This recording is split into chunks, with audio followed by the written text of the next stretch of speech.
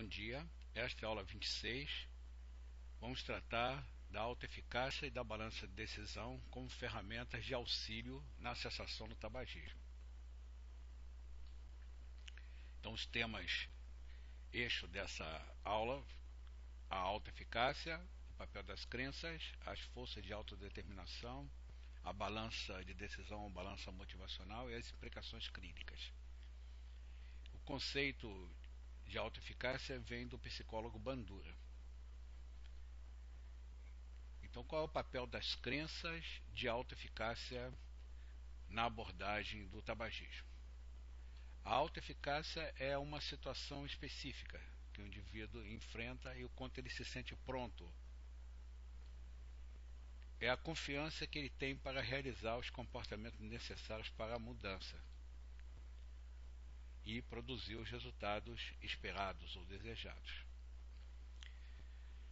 As principais crenças sobre a autoeficácia são que ela afeta a intenção na mudança do comportamento, que afeta a quantidade do esforço necessário para atingir um objetivo, que afeta a persistência para continuar a fumar a despeito das barreiras e obstáculos.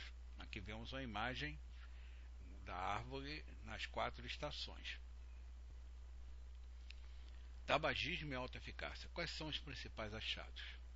Deixar de fumar requer atitudes otimistas, ou seja, o indivíduo precisa ser assertivo, elaborar pensamentos positivos em relação aos ganhos, aos benefícios de parar de fumar.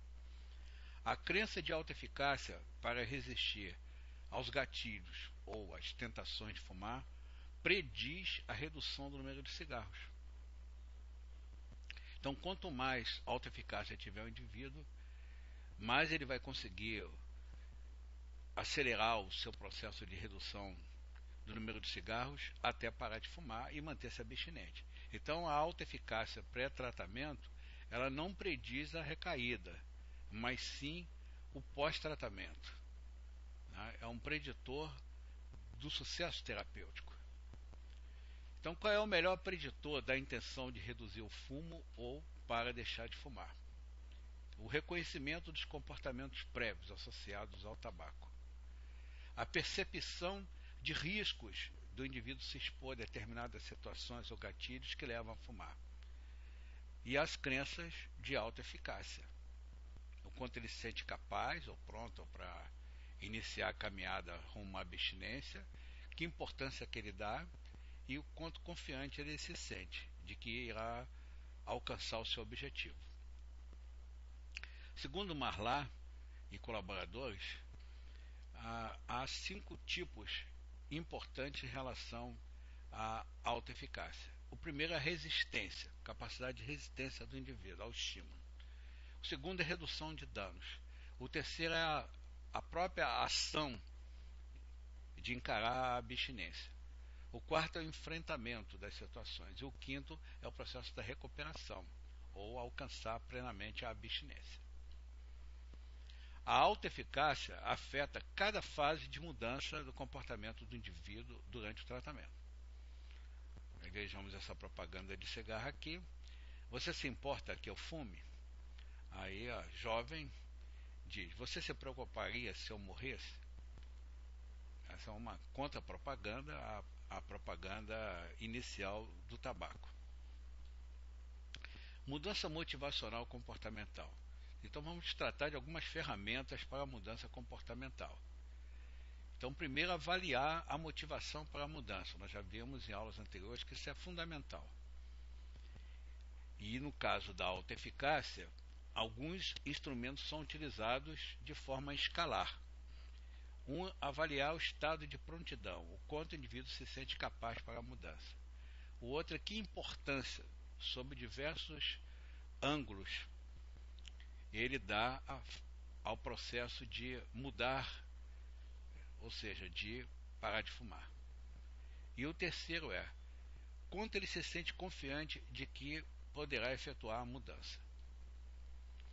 Para isso, ele precisa conhecer os prós e contras de cada um desses processos de motivação e nada melhor do que utilizar a balança de decisão para ponderar tanto os prós quanto os contras na decisão de parar de fumar. Então nós costumamos usar uma escala, que alguns utilizam de 1 a 10, nós utilizamos de 1 a 5, para medir cada um desses estados. Primeiro, o estado de prontidão. O indivíduo pode ir de 1 a 5 pontos, e ele mesmo é que marca nessa escala. Ou marca ou assume uma dessas frases. Primeiro, decide não mudar, não se sente capaz. Não pensa em mudar ainda não se sente capaz. Está indeciso, no caso seria o grau 3 aqui da nossa escala, se sente inseguro. Ou então está pronto, grau 4 e grau 5, decide mudar no próximo mês, ou seja, decide marcar uma data para parar de fumar em 30 dias. E 5, agora já dá os primeiros passos, já está entrando no processo de ação, ou seja, parando de fumar. Nesse caso, nós dissemos que o indivíduo está pronto. Agora vejamos em relação ao outro indicador, que é a importância da mudança. Vai desde o indivíduo não se importar com a situação atual do fumo, ou eventualmente doenças tabaco relacionadas que possa ter, ele não se importa. Então, ele vai marcar 1 ou 2 aqui. Se sente inseguro, ele vai marcar entre 3 e 4. É muito importante, ele vai marcar entre 4 e 5. E o terceiro indicador é a confiança na mudança. O indivíduo não está confiante, ele está entre 1 e 2 na escala. Se sente inseguro, está entre 3 e 4. E está muito confiante, entre 4 e 5. Eu acredito que posso parar. Bom, as forças da mudança comportamental, elas têm vetores positivos e vetores negativos. Esses vetores vão ser influenciados desde fatores individuais relacionados ao fator positivo da motivação, ao fator negativo da resistência à mudança, aos fatores sistêmicos, que vão desde o suporte, o apoio, né, para a mudança, ao fator negativo sistêmico, as barreiras ou obstáculos para alcançar o processo de mudança.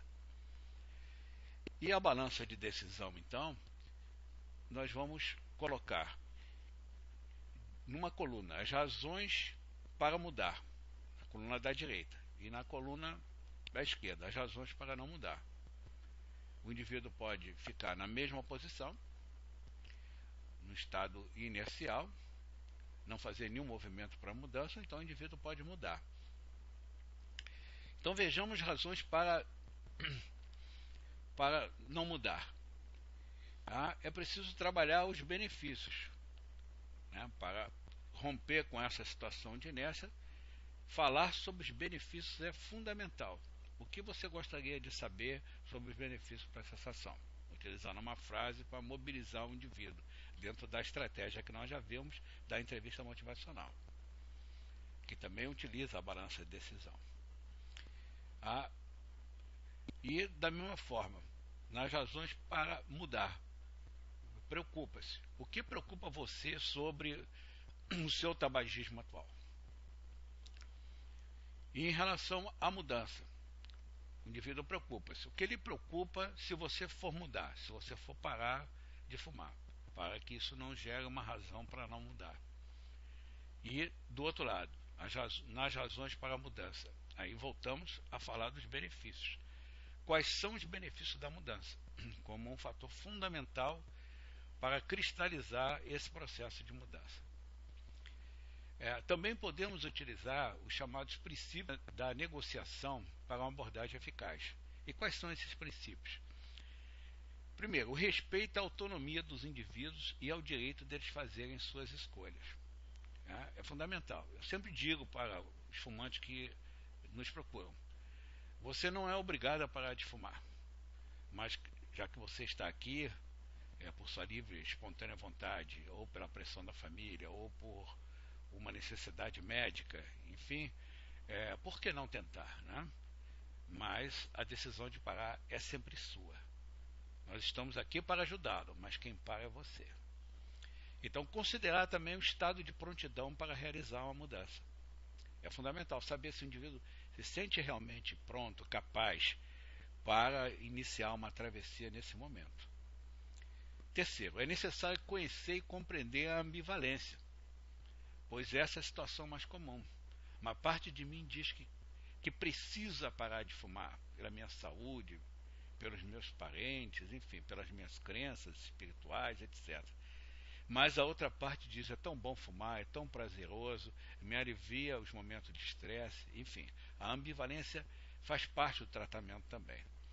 4. Desenvolver uma visão compartilhada do problema e dos objetivos para a mudança. Isso também ajuda a aliviar o peso que o indivíduo carrega de cobranças, né, e da própria autocrítica dele em relação ao problema do tabagismo estar se tornando um problema mais sério de saúde, né, ele já ter tido algum problema como um infarto ou um AVC, ou já está com a DPOC em função disso. E em relação ao profissional de saúde, garantir informação e apoio. Nesse processo de negociação, o profissional de saúde atua como um treinador, um cuidador que é um preparador para a mudança.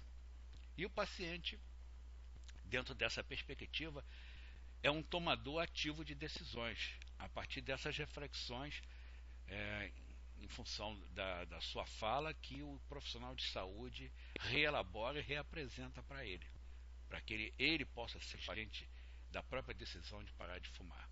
Ele, paciente. Segundo o Bandura, hábitos consolidados raramente cedem a uma única tentativa em autorregulação. O que dizer isso? O êxito normalmente é alcançado por esforços renovados, que se seguem às tentativas fracassadas. O sucesso humano, portanto, necessita de um sentimento de resistência da eficácia pessoal. Por quê? Porque os indivíduos fazem de 3 a 10 tentativas para parar de fumar definitivamente. Então, por isso, os esforços devem ser renovados a cada nova tentativa. E a cada nova tentativa que houver o fracasso, né, o indivíduo vai ter um aprendizado do que levou a esse fracasso, seja de não ter conseguido parar, seja de ter conseguido parar e ter recaído. É fundamental esse conceito da autorregulação.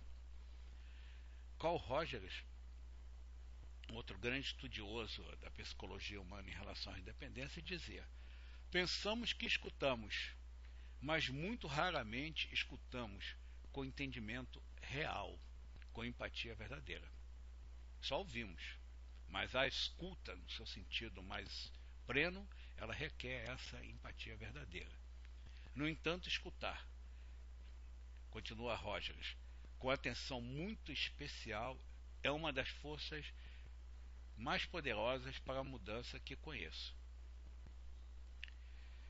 Deci e Rian, em 1985, elaboraram uma teoria chamada da autodeterminação, que também é bem interessante nessa abordagem da autoeficácia.